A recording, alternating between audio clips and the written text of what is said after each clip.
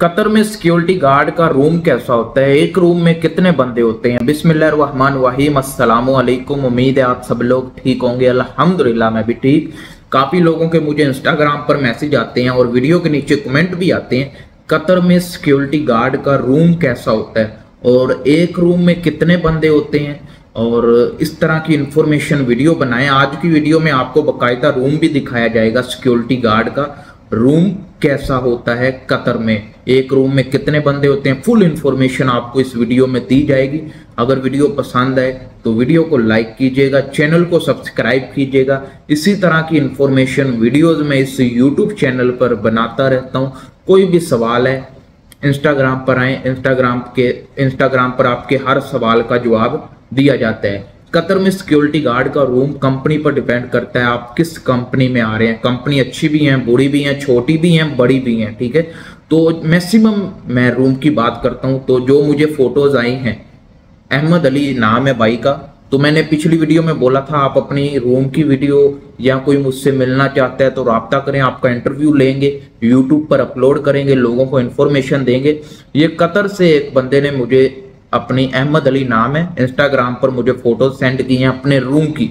उन्होंने कहा ये रूम आप दिखाएं लोगों को, जो आना चाहते हैं वो भी देख लें और जिनका प्लान बन रहा है वो भी देख लें। तो पहले मैं आपको अपनी जुबानी बता देता हूँ। एक रूम में 4 बंदे भी होते हैं, 5 भी होते हैं और 6 बंदे भी होते हैं, समझ रहे हैं। रूम पर डिपेंड करता है, रूम बड़ा है तो 6 बंदे हैं, रूम जरा थोड़ा नॉर्मल है तो 5 बंदे हैं, अगर रूम जरा थोड़ा छोटा है तो 4 बंदे हैं। इससे ज्यादा नहीं होते और इससे कम भी नहीं होते, 4 5 6 इसके दरमियान रहते हैं। और किसी किसी रूम में जो बिल्कुल बड़ा है, मसलन ज्यादा बड़ा है, तो मैक्सिमम 7 बंदे हो जाएंगे, इससे ज्यादा बंदे रूम के अंदर नहीं होते।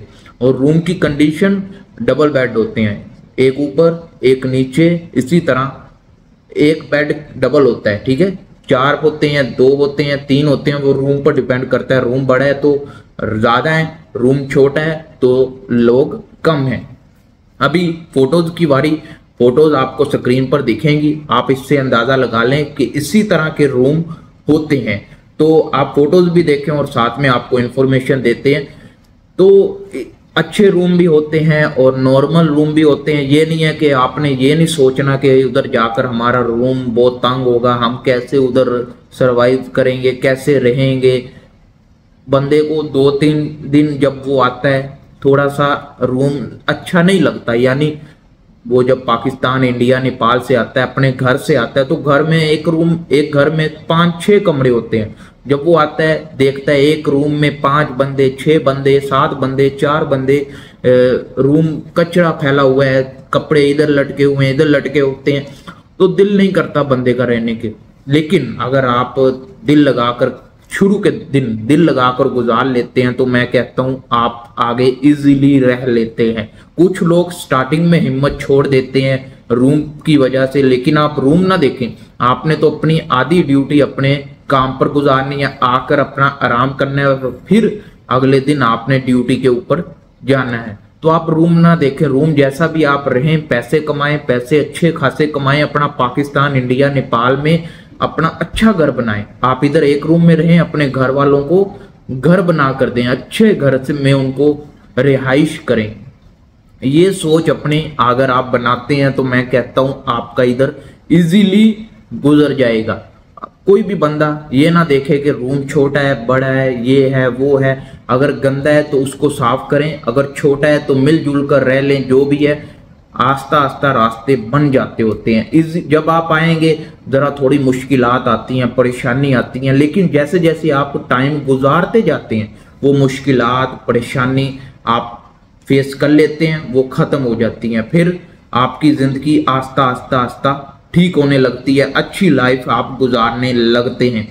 तो रूम बिल्कुल ना देखें, रूम स्टार्टिंग में आपको अच्छे नहीं लगते, कुछ लोगों को अच्छे लगते हैं, उनका रूम अच्छा होता है, लेकिन कुछ लोगों के अच्छे नहीं होते, वो दिल छोड़ देते हैं। दिल नहीं छोड़ना, दिल लगाकर काम करना है, पैसे भेजने हैं, घर बनाना है। फिर 5-10 साल बाद जब जहन बने वापस जाने का तो आप जाएं, आपका घर बना हो, एक अच्छी लाइफ आपके सामने हो, तो फिर टेंशन नहीं ही होती। तो ये थी छोटी सी इंफॉर्मेशन वीडियो।